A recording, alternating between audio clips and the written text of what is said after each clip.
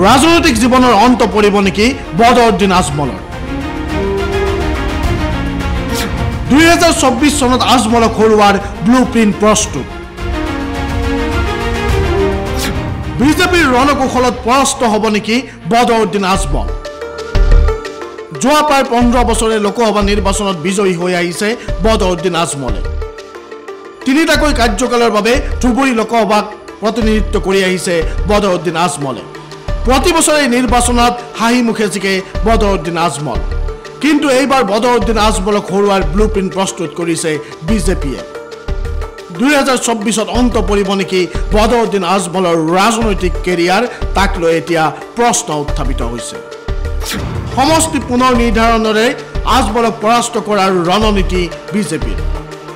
2024 লোকসভা নিৰ্বাচনৰ আগে আগে অসমত হ'ব সমষ্টিৰ পুনৰ নিৰ্ধাৰণ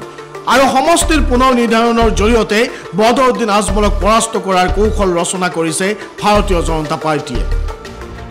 এই কৌশলৰ আগত বদৰুদ্দিন আজমল জয়ী হ'ব পাৰে নে নাই হেয়া অনাগত দিনত লক্ষণীয় হ'ব দুধনৈ বিধানসভা সমষ্টি অন্তৰ্ভুক্ত হ'ব ধুবুৰী লোকসভা সমষ্টি পূৰ্বতে দুধনৈ বিধানসভা সমষ্টি অন্তৰ্ভুক্ত আছিল গুৱাহাটী লোকসভা সমষ্টি কিন্তু এবাৰ গুৱাহাটী লোকসভা সমষ্টিৰ পৰিৱৰ্তে দুধনৈ বিধানসভা সমষ্টি অন্তৰ্ভুক্ত কৰা হ'ব ধুবুৰী লোকসভা সমষ্টি নতুনকৈ গঠন কৰা হ'ব আগমনী আৰু মহামায়া সমষ্টি এই দুয়োটা বিধানসভা সমষ্টি অন্তৰ্ভুক্ত হ'ব ধুবুৰী লোকসভাত 2024 লোকসভা নিৰ্বাচনৰ আগে আগে ধুবুৰী জিলাতে গঠন কৰা হ'ব দুটাকৈ বিধানসভা সমষ্টি এই বিধানসভা সমষ্টি দুটা হ'ল আগমনী আৰু মহামায়া সমষ্টি ধুবুৰীৰ বিখ্যাত মহামায়া মন্দিৰক কেন্দ্ৰ কৰি মহামায়া সমষ্টি গঠন কৰা হ'ব আৰু আগমনী সমষ্টি গঠন কৰা হ'ব এই দুয়োটা সমষ্টিয়ে ধুবুৰী লোকসভাত অন্তৰ্ভুক্ত হোৱাৰ লগে লগে বিপদত পৰিব পাৰে বদৰুদ্দিন আজমল প্ৰথমতে যদি আমি দুধনৈ বিধানসভা সমষ্টিৰ কথা লক্ষ্য কৰোঁ তেতিয়াহ'লে দুধনৈ বিধানসভা সমষ্টিত আছে জনগোষ্ঠীয় মানুহৰ সংখ্যাগৰিষ্ঠতা বিশেষকৈ ৰাভা আৰু বড়ো অধ্যুষিত অঞ্চল দুধনৈ ইয়াত হিন্দু ভোটাৰ অধিক প্ৰতিটো লোকসভা নিৰ্বাচনতে দুধনৈয়ে ভাৰতীয় জনতা পাৰ্টিৰ সপক্ষে ভোটদান কৰে তেনে প্ৰেক্ষাপটত যদি দুধনৈ বিধানসভা সমষ্টিটো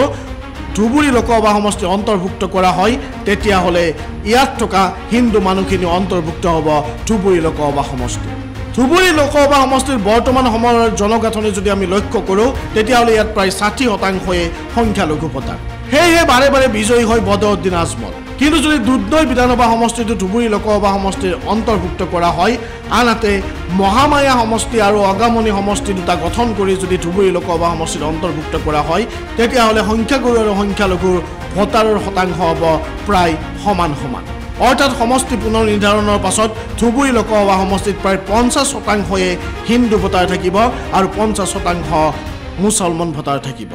তেনে প্ৰেক্ষাপটত পূৰ্বৰ দৰে হেলা ৰঙে বদৰুদ্দিন আজমলৰ বিজয় কঠিন হৈ পৰিব সংখ্যালঘু ভোটৰ বিভাজন হ'ব কংগ্ৰেছ AIUDFৰ মাজত